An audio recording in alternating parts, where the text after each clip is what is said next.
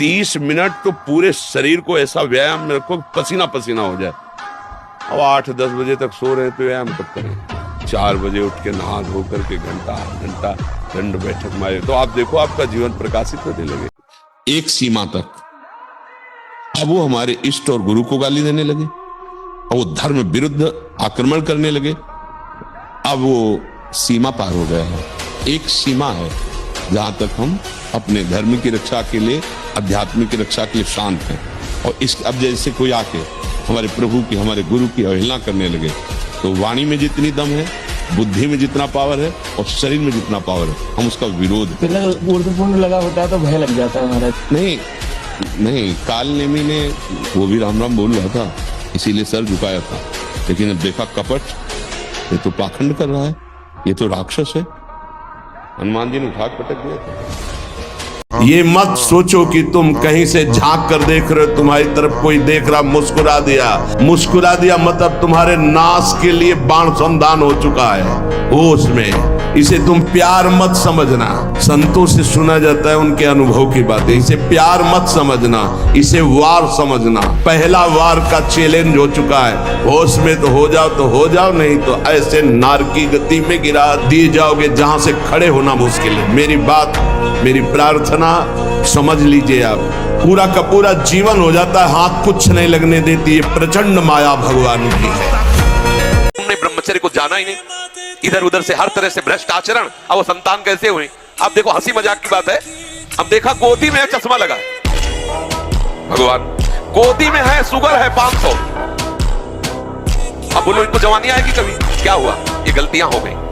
उचित लगने देती है प्रचंड माया भगवान की। आप क्या समझते हो? आपको मुस्कुरा करके कोई प्यार करना चाहता है? नहीं, मुस्कुरा कर आपका सर्वनाश का पहला बाण संधान किया जा रहा है। अगर नेत्र नीचे करके और तुमने भाव चढ़ा ली तो बच गए, और अगर फिर दोबारा मुस्कुरा के देखा, हंस गए। कुछ नहीं, हमारी बात बिल्कुल मान लो। भजन न बने चिंता मत करना, अभी नहीं बन रहा तो 2 घंटे बाद फिर सात्विक वृत्ति आ जाएगी। लेकिन कभी विषयी पुरुषों का संग नहीं, कभी विषय सेवन नहीं, कभी नीच वृत्ति का संग नहीं।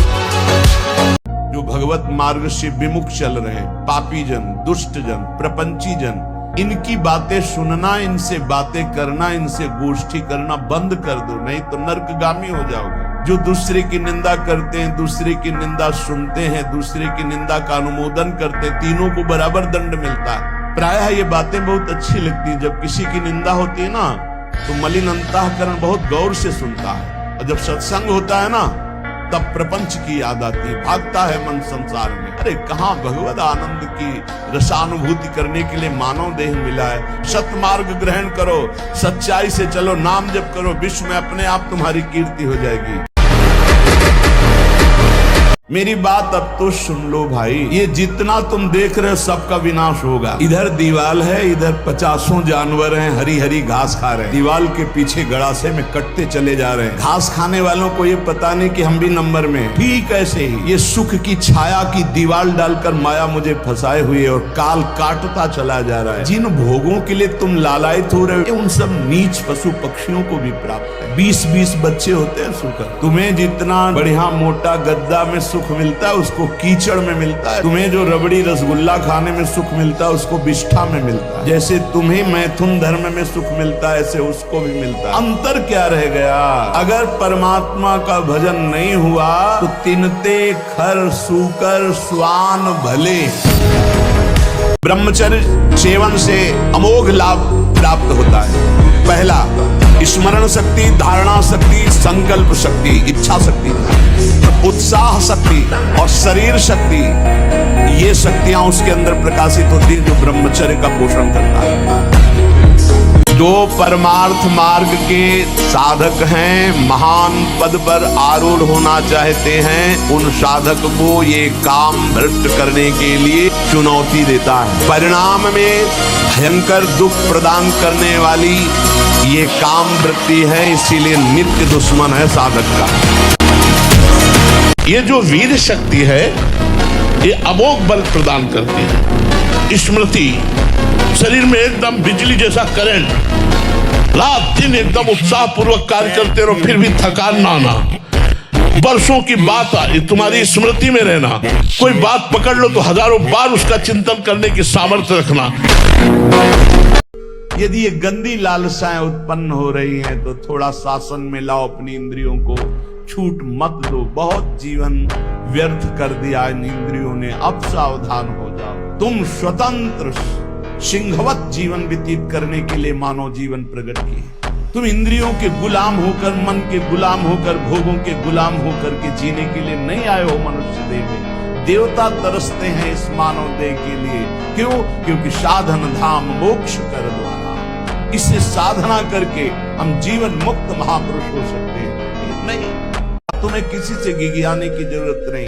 बस तुम अपने स्वरूप को नहीं पहचान पा रहे हो, अपनी शक्ति को जागृत नहीं कर पा रहे हो, इसलिए तुम दौड़े घूम रहे हो। भागने की जरूरत नहीं है। सत्संग सुनो, उसे अपने आचरण में उतारो। ये बात आप कागज में लिख लो, चाहे दिमाग में लिख लो। जब तक आपके आचरण शुद्ध नहीं होंगे, जब तक आप भजन नहीं करोगे, तब तक आप भागे। और यहां से लेकर ब्रह्मलोक तक अगर आपको सुख मिल जाए तो बता देता, किसी के आशीर्वाद की जरूरत नहीं आपको आनंद प्राप्ति के लिए। देखो, जब आदमी फिसलता है तो उसको ये नहीं देखना होता कि अब क्या होगा। सब कुछ हो सकता है। जैसे सीढ़ी से फिसल गए, हाथ टूट सकता है, खोपड़ी फूट सकती है, कुछ भी हो सकता है। अब फिसल गए तो फिसल गए। अभी कम से कम संभलने का तुम्हें अवसर मिल गया। तो जो कुछ हुआ, जब फिसल गए तो जो कुछ भी हो सकता है। देखो, ये अगर सबसे बड़ा दुश्मन है संसार में, तो जो मन भोगों में जा रहा है, सबसे बड़ा दुश्मन मन है। ब्रह्मचर्य अत्यंत आवश्यक, जिसे आप खिलवाड़ समझ रहे हो, ये बहुत बड़ी हानि है। जिन लोगों को ऐसा लगता है कि ब्रह्मचर्य छीन करके हम घी दूध पी करके या मकर और कौन सी भस्म और स्वर्ण भस्म, मकर ध्वज और क्या क्या, भाई ये सब उसकी पूर्ति नहीं कर सकते। ध्यान रखना, जो ब्रह्मचर्य आपका छीण हुआ, जो नस नाड़ियों का अभ्यास आपका गलत बन गया, उसको कोई भी भस्म, कोई भी औषधि, कोई भी घी दूध बादाम पिस्ता पूर्ण नहीं कर सकता। ध्यान रखना, जिन लोगों को ऐसा लगता है वो भ्रम में, वो इंद्रियों को अपने शासन में ले, क्योंकि बिना अनुमति के कुछ नहीं हो सकता। अनुमति जब दस्तखत हो जाते तभी सब काम होता है। जब ये स्वीकृति होगी, हाँ मैं भोगूंगा, अब सारा प्रोसेस बंद कर देगा, सारी व्यवस्था वो बना देगा। और आपने हट कर लिया, नहीं, बुद्धि के निश्चय में डाल दिया, नहीं, अब वो परास्त नहीं कर पाएगा। बिना ब्रह्मचर्य के किसी भी ऊंचाई पर नहीं चढ़ा जा सकता। अगर गृहस्थ में भी जाना है तो जब तक पाणी ग्रहण संस्कार ना हो, तब तक आप एक जैसे वैरागी जन ब्रह्मचर्य रहते, ऐसे आपको रहना चाहिए। पहले सब बच्चों को गुरुकुलों में इसीलिए रखा जाता था कि वो अपने ब्रह्मचर्य को पुष्ट करते। हमारी हाथ जोड़ के प्रार्थना है, इन बच्चों में से अगर कोई ब्रह्मचर्य क्षीण करने वाली कोई ऐसी क्रिया करता हो तो आज छोड़ देना, संकोच नहीं करना। ये आपके जीवन को नष्ट कर देगी। साधक मन को बहुत दुलार करता, पीट नहीं पाता। मन कहां से पीटा जाता है? इसकी मांग को ना कर दो, बस इसकी पिटाई शुरू हो गई। ये कहता है, आज ये देख ले, हाँ बढ़िया, चल चतुरासी जी शुरू करते हैं। ये कह रहा है ये चाहिए, उसके विपरीत नहीं। मन जिसको चाह रहा है वो चीज उसको ना दो तो उसको पीड़ा होती है, और उस पीड़ा को आप अपनी मान लेते हैं, इसलिए दुलार करते हैं। इस रास्ते को समझिए। आप इस बात से सावधान रहें कि इसकी चाल में ना फंसे। जैसे चिंतन करते हैं तो हमें भोगों की आसक्ति प्रकट होती। जब हम विषयों का चिंतन करते हैं तो विषयों का संग करने का, विषय भोगने की इच्छा प्रकट होती। जहां विषय भोगने की इच्छा प्रकट हुई, काम राज्य हृदय में छा गया। संगात संजायते कामा, और कामना जब बढ़ी तो सब मूढ़ता छा जाती, स्मृति नष्ट हो जाती। हम कौन है, हमारा क्या कर्तव्य, हम क्या कर रहे हैं। सच्ची मानिए, बहुत निकृष्ट काम।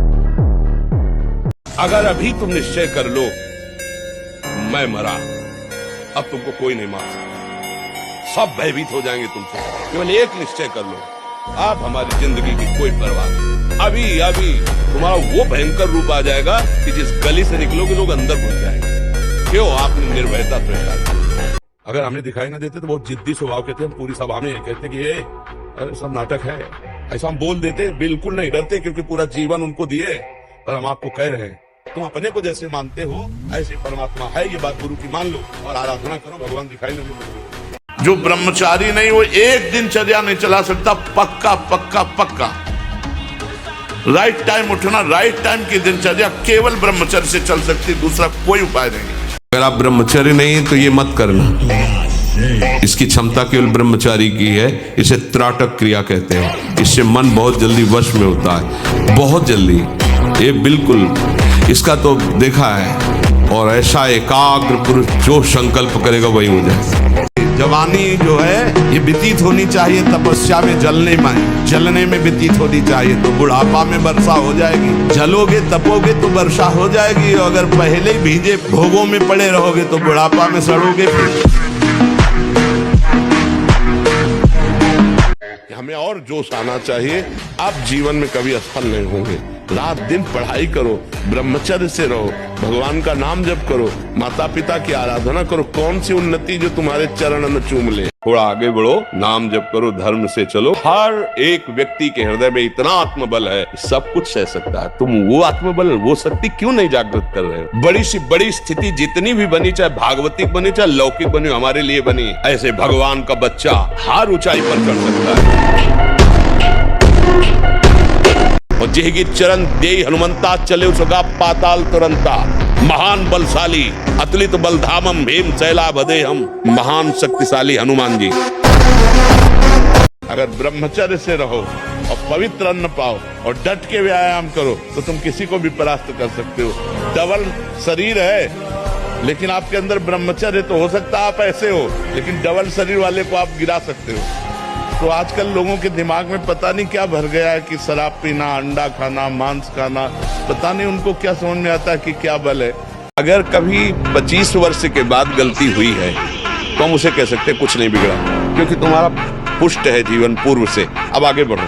लेकिन बच्चापन से ये जो रोग लग रहे, 13-14 वर्ष का बच्चा है और उसकी हालत ये है कि उसे वैद्य के द्वारा औषधियां दिला करके उसे ठीक करने की चेष्टा कर रहे। क्या हुआ? ये 13-14 वर्ष की अवस्था, इसमें तो उधर वृत्ति ही नहीं जानी चाहिए, मस्ती होनी चाहिए, एक अलौकिक मस्ती, एक किशोर अवस्था है। पर आचरण और संग ऐसे हो गए कि अब कैसे? सात्विक आहार करो, व्यायाम करो और थोड़ा भगवान नाम जप करो। उपासक का चेहरा अग्नि ज्योति में, ज्योति में। ऐसा नहीं तो सांवला रंग है तो खिल नहीं पा रहा, नहीं। ब्रह्मचर्य और नियम ऐसे कमल के फूल का जैसा चेहरा हो जाता है, खिल जाता है। मुख प्रसन्न तन तेज विराजा, कीनेस रामचंद्र काजा। कमजोर पहलवान जानते हो क्या करता है? जब अखाड़े में जाएगा तो पूरी की पूरी ताकत तो 2 मिनट में दिखा देगा, फिर इसके बाद दम से नीचे गिर जाएगा। जोरदार पहलवान क्या करता है? पहले जाकर सामने वाले को केवल संभालता है, उसके हर दांव का काट मारता रहता, फेंकता नहीं। पहले उसको थकाता है, फिर जब देख लेता थक गया तब वो अपने दांव पे चढ़ा के मारता है, तो वो विजयी होता है। जैसे हम बिठूर में गंगा के किनारे थे तो एक दिन एक शराबी हमें मिले, शराब पिए हुए थे और गए इधर आ। अब 17-18 की अवस्था, नए बच्चे थे। बल तो इतना था कि अगर ये कुछ उद्दंडता करेगा तो संभाल लेंगे। रब से ब्रह्मचर्य और दंड बैठक मारते थे तो बल तो था ही ऐसा कि अगर जरा भी उद्दंडता करेगा तो संभल जाएगा, कुछ ज्यादा है नहीं तो निर्भय के नजदीक है। संयम से रहो, व्यायाम करो, भजन करो, सत्संग सुनो, सबको सुख पहुंचाने की भावना रखो। अभी कमल जैसे खिले रहोगे, मुख प्रसन्न तन तेज विराजा, कीनेस रामचंद्र कर काजा।